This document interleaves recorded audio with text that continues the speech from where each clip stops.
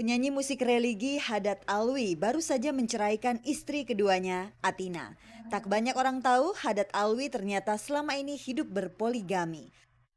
Perceraian Haddad dengan Atina seolah menjadi bukti pilihan untuk hidup berpoligami itu sangat tidak mudah.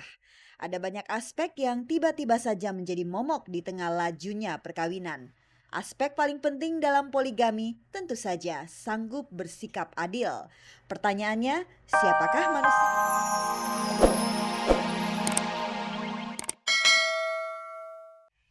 Selamat pagi pemirsa, selamat bergabung kembali di Gospot. Saya Nela Ana akan menghantarkan gosip-gosip serta berita-berita pilihan dari kalangan selebriti untuk Anda.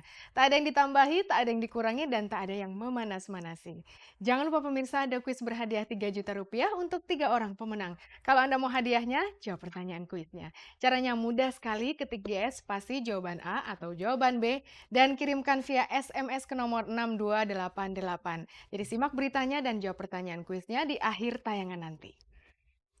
Bersama Gospot Anda tak perlu was-was ketinggalan berita, dan pemirsa, inilah sajian segar dari meja redaksi Gospot untuk Anda yang memang haus akan berita-berita dari dunia selebriti.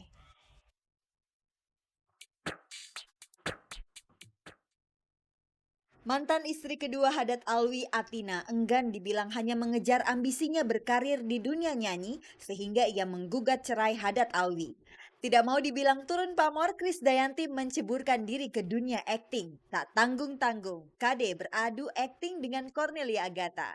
Hobi baru Sandy Aulia merancang busana bukan sebatas coba-coba. Gara-gara sangat sensitif, Rati Sanggarwati bikin puisi. Apa kabar rumah tangga Usi Sulistiawati dan Yusuf Sugianto?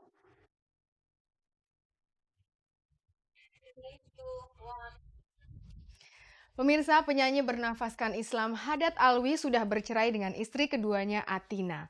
Tidak banyak yang tahu apa alasan sebenarnya Atina menggugat cerai Haddad. Yang mencuat ke permukaan hanyalah soal terkekangnya Atina karena tidak mendapatkan restu Haddad untuk berkarir di dunia nyanyi. Kepada Gospot, Atina mencurahkan unek-uneknya soal perlakuan Haddad yang timpang dalam memperlakukan Atina sebagai istri kedua. Dan soal Atina yang merasakan ketidakadilan selama di poligami. Langsung saja kita dengar curahan hati Atina, tentunya hanya di Gospot.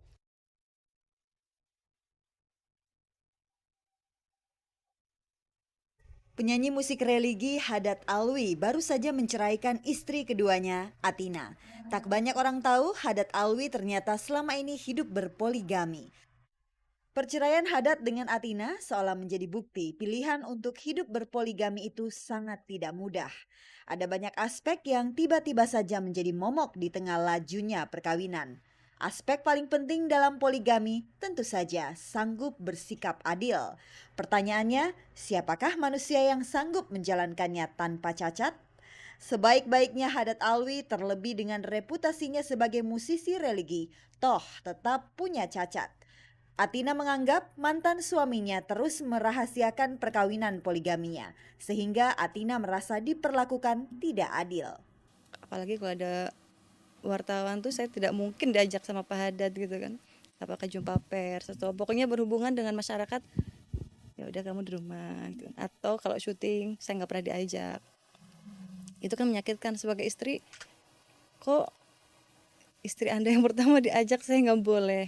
Banyak ustadz-ustadz yang bergandengan tangan bawa istrinya, tapi kalau saya bilang kita duet yuk, wah itu mustahil. Sementara Anda duet sama Suli, saya bilang gitu. Saya suaranya juga nggak fals, duet yuk kapan-kapan. Cuma senyum aja Pak Haddadnya, karena tidak mungkin duet, sendiri aja nggak boleh, apalagi duet. Atina memang punya latar belakang yang sama dengan Haddad Alwi sebagai penyanyi lagu-lagu religi. Atina memendam mimpi menjadi penyanyi religi yang sukses dan mimpi itu langsung mati. Begitu Atina berumah tangga selama 4 tahun ini dengan Haddad Alwi. Hak saya, rekaman kan yang terpenting itu izin suami ya, bukan izin mertua sebetulnya kan. Pak Haddad tuh mengizinkan, tetapi ya bisa dikatakan bahwa mertua saya tidak suka kalau saya menyanyi gitu kan. Tapi ibu saya menyetujui, kan aneh, ironis sekali gitu. Yang namanya saya muncul di TV itu mungkin tidak boleh, saya seperti tidak boleh rekaman, tidak boleh menyanyi, tidak boleh ada, pokoknya publik itu seperti tidak boleh melihat saya gitu. Itu kan menyiksa saya selama menikah, dan saya sekarang berani ungkapkan itulah penderitaan saya itu gitu kan. Larangan dari mertua tak membuat hasrat Atina untuk menyanyi lantas hilang. Secara sembunyi-sembunyi Atina masuk dapur rekaman. Sekilas, Atina seperti egois, mendahulukan egonya ketimbang keluarganya. Apalagi Atina sudah dikaruniai gadis kecil manis bernama Yasmin. Kalau hanya karena karir, saya pasti disalahkan oleh masyarakat. Terlalu egois saya. Hanya karena rekaman, rumah tangga dihancurkan. Saya bukan wanita seperti itu, tetapi karena memang saya tidak boleh nyanyi, tidak boleh rekaman, dan saya tidak diakui selama 4 tahun. Itulah yang membuat saya sangat terpukul, sangat kecewa luar biasa. Kita menikah memang bisa dikatakan tanpa restu.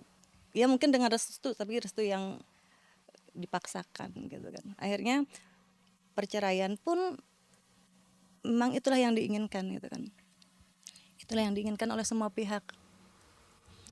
4 tahun menikah tanpa dapat restu dari mertua, itulah motif lain Atina meminta cerai dari Haddad Alwi. Semua itu kini tinggal masa lalu. Atina dan Haddad Alwi masih punya tanggung jawab besar untuk mengasuh dan membesarkan Yasmin. Kebetulan pada saat Atina melakukan wawancara dengan awak Gospot, Haddad Alwi datang menjemput Yasmin. Sebuah drama kecil langsung terpampang di depan mata. Yasmin kecil dengan bahasa tubuhnya menolak ikut ayahnya. Meski sudah dibujuk dan dirayu, Yasmin semakin mempertegas penolakannya. Sebuah kejadian kecil namun menampakkan arti yang sangat besar bahwa setelah perceraian, pengasuhan anak menjadi problem yang harus dipecahkan bersama. Atina boleh membangun karirnya kembali. Namun yang lebih penting, Atina dan Haddad harus tetap bersama membangun masa depan Yasmin. Sering seperti tidak ada bedanya. Saya kapan aja mau ketemu saya datang. Saya mau ajak jalan dia, saya ajak jalan. Perpisahan bukan berarti harus permusuhan, kebencian, bukan kan? Tidak ada masalah, apalagi saya punya anak kan begitu. Nah, artinya saya bisa aja, saya harus baik dengan siapa aja kan gitu.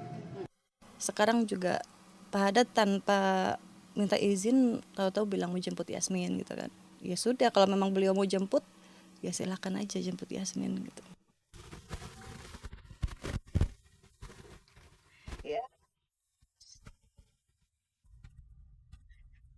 Komitmen awal sebelum menikah patut dipikirkan masak-masak. Pemirsa, tidak mau dibilang turun pamor, Krisdayanti tampaknya langsung putar otak. Hasilnya ia memilih kembali menyeburkan diri ke dunia akting. Kembalinya Krisdayanti bukan lagi di ledang sinetron, tapi KD membuka lahan peruntungan di dunia layar lebar. Di sinetron, KD sudah makan asam garam. Tapi kalau di kancah perfilman, kekuatan akting KD masih harus diuji. Dan tentunya KD tidak mau kalah dengan lawan mainnya, Cornelia Agatha. Nah, seperti apa sih kolaborasi KD dengan Cornelia Agatha? Kita saksikan cuplikan filmnya berikut ini.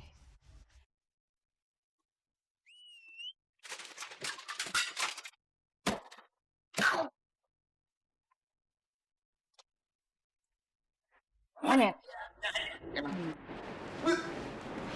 Lucu. Baru saja Krisdayanti menyelesaikan pekerjaan besar konser 3 diva bersama Ruth Sahanaya dan Titi DJ. Ketiganya bahkan menggelar konser serupa di 4 kota besar di Indonesia.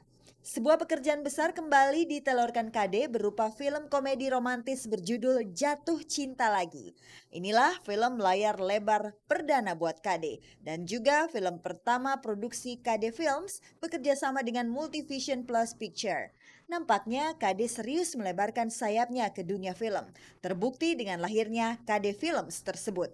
Iya, makanya kalau dilihat saya sepertinya misalnya tidak pernah mimpi gitu ya. Tapi kalau lihat kan VP Picture terus ada tulisan KD Film, kayaknya apa bisa gitu. Tapi karena cita-cita saya dan anak memiliki visi untuk memajukan segala hukum yang aspeknya itu baik untuk negara ini, jadi saya sangat-sangat berusaha untuk meneruskan keinginan saya untuk memajukan visi saya untuk mensejahterakan karyawan film. KD sepertinya langsung tancap gas di awal tahun 2006 ini. KD seperti ingin menunjukkan kepada semua orang dirinya belum kehilangan pamornya. Wajar saja, banyak orang bilang tahun 2005 karir Kade mengalami masa-masa yang sulit. Bisa jadi tahun ini menjadi tahun kebangkitan bagi Krisdayanti. Enggak lah, semua mendongkrak itu adalah kuasa Allah. Kalau Allah sudah menciptakan manusia itu habis mau didongkrak kayak apa gitu.